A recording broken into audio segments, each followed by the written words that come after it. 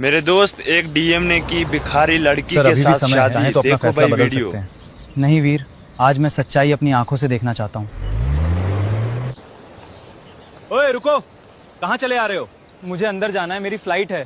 पहले खुद को देखो, फिर फ्लाइट की बात करना।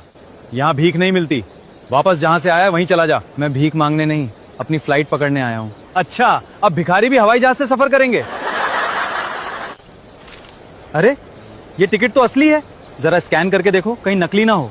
आराम से देख लीजिए, कोई जल्दी नहीं है। सच में इसके पास असली टिकट है? सर, टिकट बिल्कुल सही है। ठीक है, अंदर जाओ, लेकिन कोई गड़बड़ मत करना। मैं सफर करने आया हूँ, तमाशा करने नहीं। अरे सच में इसका टिकट असली है। अरे ये भिखारी अंदर कैसे आ गया? लगता है सिक्योरिटी वालों ने बड़ी गलती कर दी। गलती मेरी नहीं, आपकी सोच की है। भाई वीडियो बनाओ, आज का सबसे मजेदार सीन मिल गया। कैप्शन डालेंगे, पहली बार फ्लाइट से जाएगा। किसी की मजबूरी पे हंसना सबसे बड़ी गरीबी है। यहाँ क्या तमाशा लगा रखा है? सर, ये भिखारी पता नहीं अंदर कैसे घुस आया। तुम्हें अंदर किसने आने दिया? आपके सिक्योरिटी स्टाफ ने। मुझे यकीन नहीं तुम्हारे जैसे लोग भी यात्री हो सकते हैं। कपड़े देखकर फैसला करना आसान होता है, लेकिन यात्रा करने ही आया हूँ। एक बार फिर अपना टिकट दिखाओ। जरूर, टिकट मेरे पास है। इतने पैसे आए कहाँ से कि फ्लाइट का टिकट खरीद लिया? आपका काम टिकट देखना है, मेरी जेब नहीं। लगता है किसी अमीर का टिकट चुरा लाया है। इल्जाम लगाना आसान होता है, सच स्वीकार करना मुश्किल है। ये टिकट सच में तुम्हारा है? टिकट पे नाम भी मेरा है और सफर भी मेरा। मुझे यकीन नहीं हो रहा। सच अक्सर यकीन से बड़ा होता है। टिकट असली हो सकता है, लेकिन तुम यात्री नहीं लगते। यात्री की पहचान उसके टिकट से होती है, कपड़ों से नहीं। मुझे बहस बिल्कुल पसंद नहीं, और मुझे बिना वजह अपमान। इसे तुरंत बाहर ले जाओ। मैंने कोई नियम नहीं तोड़ा। मेरा आदेश ही यहाँ का नियम है। नियम कभी किसी एक आदमी के नहीं होते। तुम मुझे सिखाओगे कि क्या करना है। वो मेरा अधिकार है। अब देखते हैं बिना टिकट कैसे उड़ते हो। ये मत कीजिए। ये मत कीजिए, वो मेरा टिकट है। मेरे सामने तुम्हारी कोई औकात नहीं। अब करके दिखाओ हवाई सफर। तुम जैसे भिखारियों की यही औकात है। आपने टिकट क्यों फाड़ा? आपको किसने ये अधिकार दिया है? इसे अभी इसी वक्त एयरपोर्ट से बाहर निकालो। हाथ छोड़ दीजिए, मैं खुद चला जाऊंगा। बहस मत करो।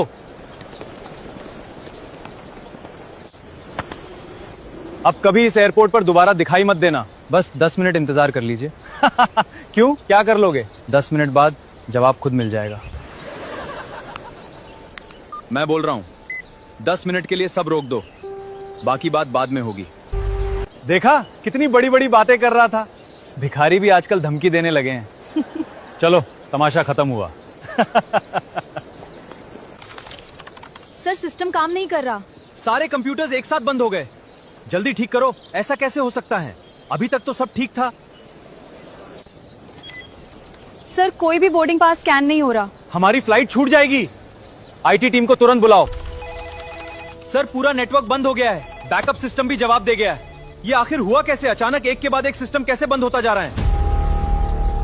सर, पूरे एयरपोर्ट का ऑपरेशन रुक गया है। कोई भी फ्लाइट आगे प्रोसेस नहीं हो रही। ये सब एक साथ कैसे हो सकता है? रुकिए, कृपया 1 मिनट। क्या हुआ?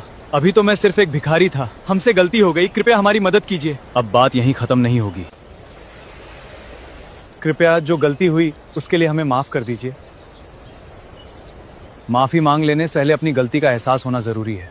सर, हमारी नौकरी चली जाएगी, प्लीज हमें माफ कर दीजिए। आप जो कहेंगे हम वही करेंगे।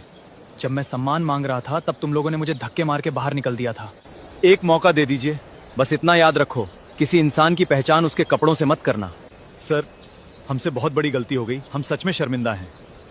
अब तुरंत सारे सिस्टम पहले जैसे चालू कर दो। ध्यान रहे, किसी भी यात्री को कोई परेशानी, नुकसान या बेवजह देरी नहीं होनी चाहिए। सर, अब तो बता दीजिए, आखिर आप हैं कौन? एक फोन पे पूरा एयरपोर्ट रुक गया। मैं कौन हूँ ये जानना तुम्हारे लिए जरूरी नहीं है। जरूरी ये है कि आज तुमने क्या सीखा। आज तुमने मुझे नहीं, इंसानियत को ठुकराया था।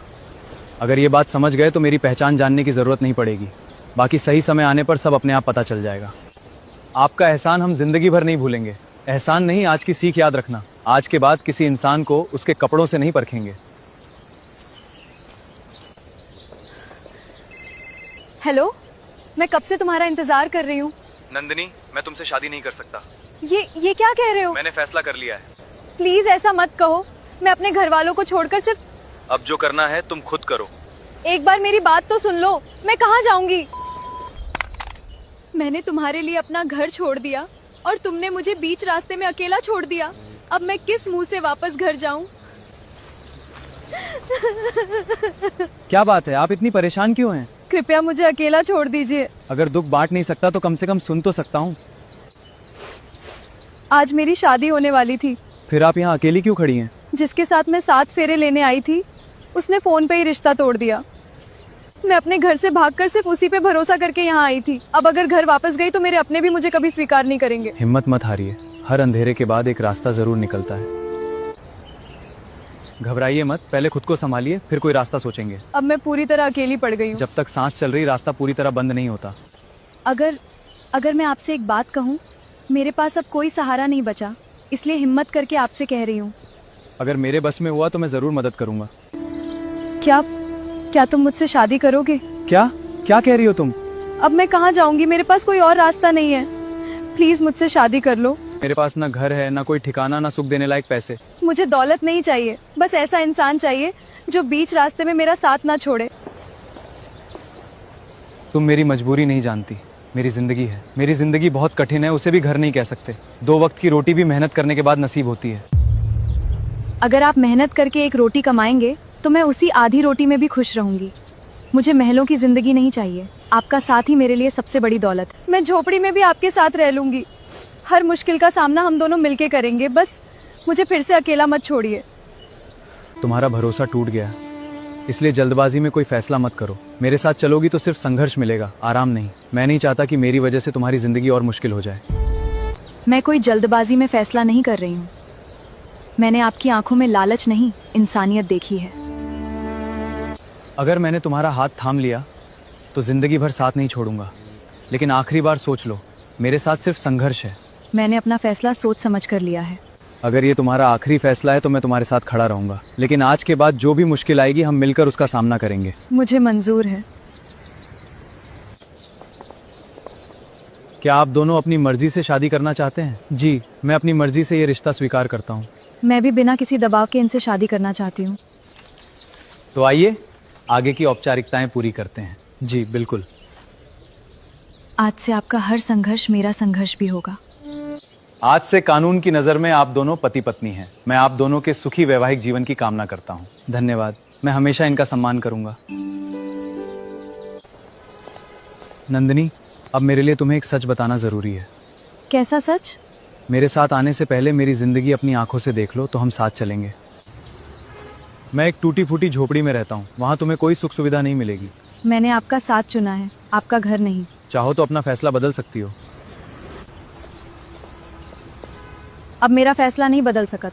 संघर्ष आसान नहीं होता नंदिनी। सच्चे इंसान का साथ मिल जाए तो हर संघर्ष आसान हो जाता है। नंदिनी, ये मेरा घर है, मैंने तुम्हें पहले ही कहा था, यहाँ तुम्हें कोई सुख सुविधा नहीं मिलेगी। घर बड़ा होना जरूरी नहीं है, अपना होना जरूरी है। थोड़ी मेहनत करेंगे तो यही झोपड़ी अपना प्यारा घर बन जाएगी। मैंने कभी इसे बदलने के बारे में सोचा ही नहीं। आज से ये घर सिर्फ आपका नहीं, हमारा है। पहले इस घर की सारी गंदगी साफ कर लेते हैं। मैंने कभी नहीं सोचा था कि ये झोपड़ी भी इतनी बदल सकती है। घर की खूबसूरती पैसों से नहीं, उसे संभालने वालों से होती है। अब हमारा घर पहले से कितना अच्छा लग रहा है। ये सब तुम्हारी मेहनत का कमाल है। आदित्य, छत फिर से टपकने लगी। जल्दी से बर्तन और बिस्तर इधर कर दो, वरना सब भीग जाएगा। इतनी मेहनत के बाद भी ये घर हमारा इम्तिहान ले रहा है। मुश्किलें आई हैं, हार नहीं मानेंगे। जहाँ जहाँ से पानी टपक रहा है वहाँ बर्तन रख देती हूँ। आज की रात किसी तरह काट लेते हैं, सुबह फिर से छत ठीक करेंगे। मुश्किल चाहे जितनी आए। और मैं तुम्हें कभी अकेला नहीं छोड़ूंगा। ऐसे कब तक चलेगा आदित्य? कल से हम दोनों काम करेंगे लेकिन भीख कभी नहीं मांगेंगे। मैं वादा करता हूँ, आज के बाद भीख नहीं मांगूंगा। आज से हमारी नई जिंदगी शुरू होगी। हाँ, आज के बाद हमारी रोटी सिर्फ मेहनत की होगी। मैं लोगों के घरों में काम ढूंढूंगी। और मैं भी काम करूंगा। पहले अपना घर थोड़ा ठीक कर लेते हैं, फिर काम ढूंढने चलेंगे। हाँ, पहले ये कीचड़ हटाते हैं। मैं उधर कॉलोनी में जाके घर घर काम पूछती हूँ। और मैं मजदूरों के बीच जाकर मेहनत मजदूरी का कोई काम ढूंढता हूँ। शाम को अपने घर के पास ही मिलेंगे। ठीक है, अपना ख्याल रखना। नमस्ते मैडम, क्या आपके यहाँ बर्तन या सफाई का कोई काम मिल सकता है? पहले कहाँ काम करती थी? अभी अभी इस शहर में आई हूँ। जो ईंटें उठा सकते हैं और बोरे ढो सकते हैं सिर्फ वही आगे आए। सर मैं करूंगा, मुझे काम की बहुत जरूरत है। क्या तुमने पहले मजदूरी की है? तुमसे ये भारी बोरी नहीं उठेगी, किसी और को आने दो।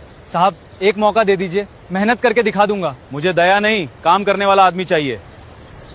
कोई बात नहीं, शायद मुझे अगला काम मिल जाएगा। बेटा हिम्मत मत हारो, जो मेहनत करते हैं उन्हें एक दिन काम जरूर मिलेगा।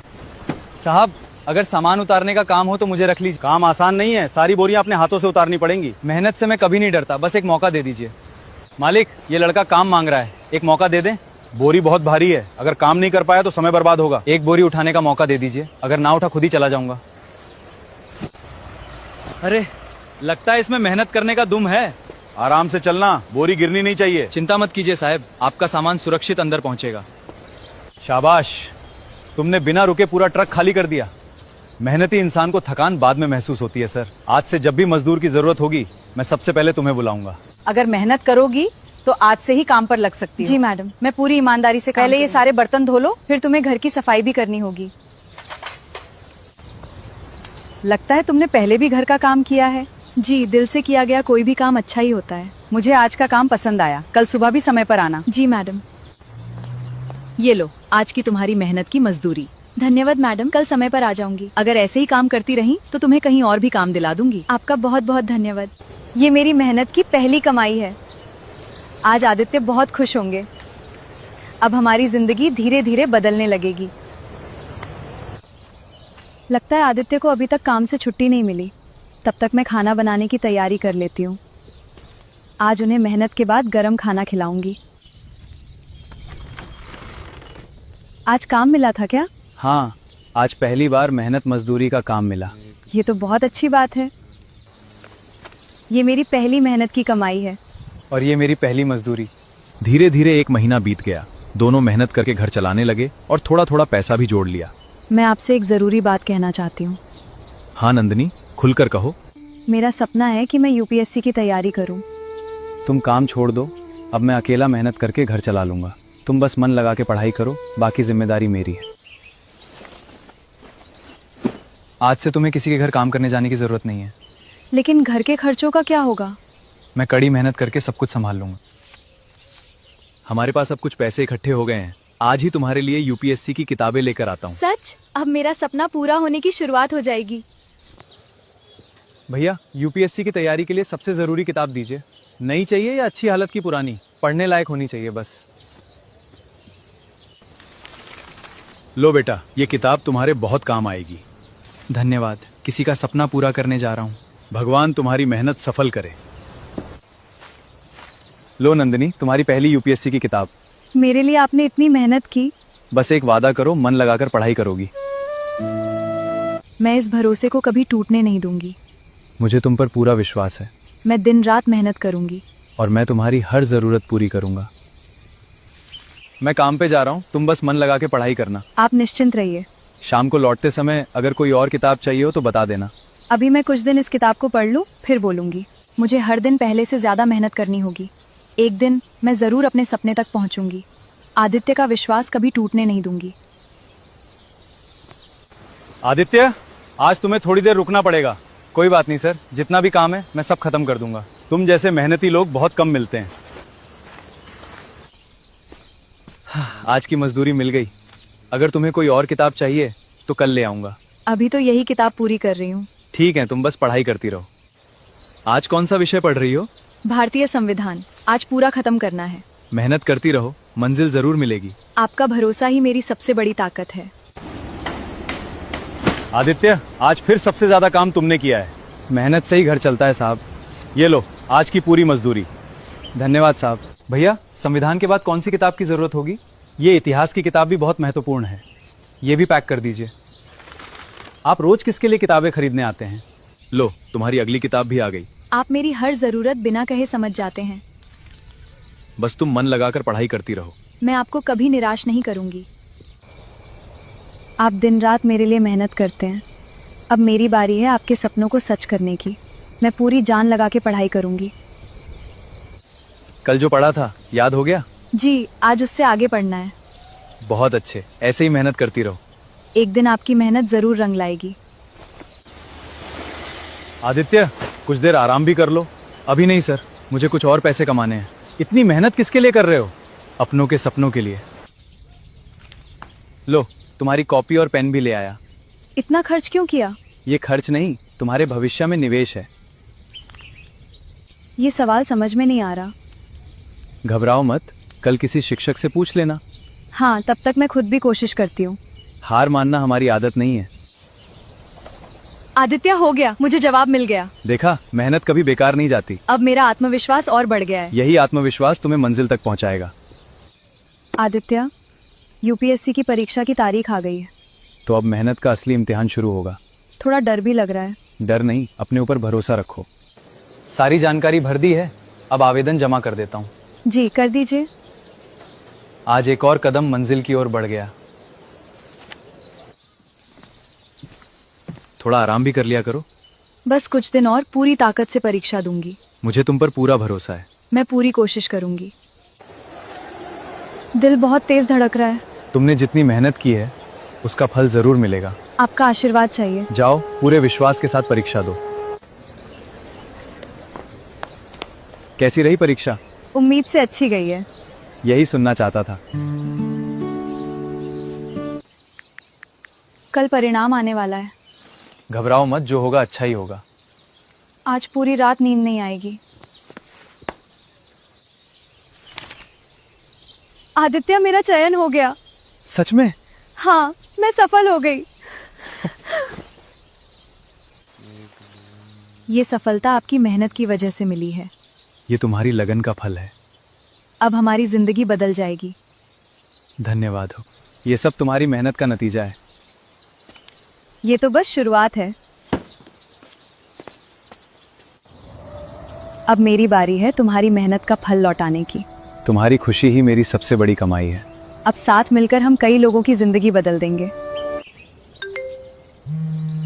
कल जिले में एक बहुत बड़े उद्योगपति आ रहे हैं और स्वागत की पूरी जिम्मेदारी मेरी है। ये तो अच्छी बात है। अब समय पर अपना खाना खाओ और आराम करो। मैडम, पूरा काफिला तैयार है। चलते हैं, समय पर पहुंचना है। जी मैडम। सब लोग अपनी अपनी जगह पर खड़े हो जाएं। आपका हमारे जिले में हार्दिक स्वागत है सर। धन्यवाद, आप सबसे मिलकर खुशी हुई। ये बिल्कुल आदित्य जैसे दिख रहे हैं। हमारे जिले में आपका स्वागत है सर। बहुत बहुत धन्यवाद जिलाधिकारी महोदया। कृपया हमारे साथ आइए। सर, कृपया हमें बैठक शुरू करने की अनुमति दें। हाँ, पहले हमें जिले की वर्तमान स्थिति बताएं। हमने सभी आवश्यक तैयारियां पूरी कर ली हैं। इस जिले की सबसे बड़ी समस्या क्या है? बेघर लोगों का रोजगार और पुनर्वास इस समय सबसे बड़ी चुनौतियां हैं। इस विषय पर एक विशेष योजना बनाएं। मैडम, क्या बात है, आप कुछ परेशान लग रही हैं? नहीं, बस ऐसे ही कुछ सोच रही थी। अगर कोई समस्या है तो कृपया हमें बताएं। नहीं, सब ठीक है। क्या हम पहले मिल चुके हैं? दुनिया बहुत छोटी है, लोग फिर मिल ही जाते हैं। लेकिन आपकी आवाज भी मुझे जानी पहचानी लग रही है। कभी कभी यादें भी धोखा दे देती हैं। आखिर वो कौन है? उसका चेहरा बिल्कुल आदित्य जैसा क्यों दिखता है? मैडम, हेलीकॉप्टर उड़ान भरने ही वाला है। आज का दिन कैसा रहा? आज कुछ ऐसा हुआ जिसे मैं समझ नहीं पा रही हूँ। उद्योगपति बिल्कुल आपकी तरह दिखते थे। इसका मतलब ये नहीं कि वे एक ही हैं। सिर्फ उनका चेहरा ही नहीं, उनकी आवाज भी तुम्हारी जैसी ही थी। तुम शायद ज्यादा सोच रही हो। सच सच बताओ, क्या तुम मुझसे कुछ छुपा रहे हो? अगर मैं तुम्हें एक सच बताऊं तो क्या तुम विश्वास करोगी? हाँ नंदिनी, आज तुम्हारे सारे सवालों का जवाब देने का समय आ गया है। तो क्या वो उद्योगपति सचमुच आप ही थे? हाँ, वो मैं ही था। लेकिन आपने मुझसे इतना बड़ा सच क्यों छिपाया? क्योंकि मैं दौलत नहीं, इंसान पहचानना चाहता था। मतलब ये सब एक परीक्षा थी? हाँ, लेकिन तुम्हारे प्यार की नहीं, दुनिया की सोच की। मैं देखना चाहता था कि फटे कपड़ों वाले इंसान के साथ की दुनिया कैसा व्यवहार करती है। मैंने कभी आपको आपके कपड़ों से नहीं परखा। मुझे आपकी दौलत नहीं, आपका साथ चाहिए। यही सुनने के लिए मैंने इतना लंबा सफर तय किया था। चलो, आज मैं तुम्हें अपनी असली दुनिया दिखाता हूँ। क्या मैं सच में आपके घर चल रही हूँ? हाँ, उस घर में जहाँ से मेरी असली कहानी शुरू हुई थी। इतनी बड़ी हवेली, ये किसकी है? यही मेरा घर है। मतलब आप यहीं रहते हैं? मेरे माता पिता ने मुझे दौलत तो दी, लेकिन एक सीख भी दी। कैसी सीख? इंसान की पहचान उसके कपड़ों से नहीं, उसके चरित्र से होती है। ये वही कपड़े हैं जिनमें मैंने दुनिया को परखा था, इन कपड़ों ने हमारी जिंदगी बदल दी। और मुझे मेरी सच्ची जीवन संगिनी भी मिली।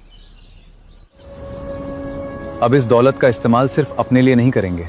हम उन लोगों के लिए भी काम करेंगे। कोई भी गरीब या भिखारी सिर्फ अपने कपड़ों की वजह से अपमानित नहीं होगा।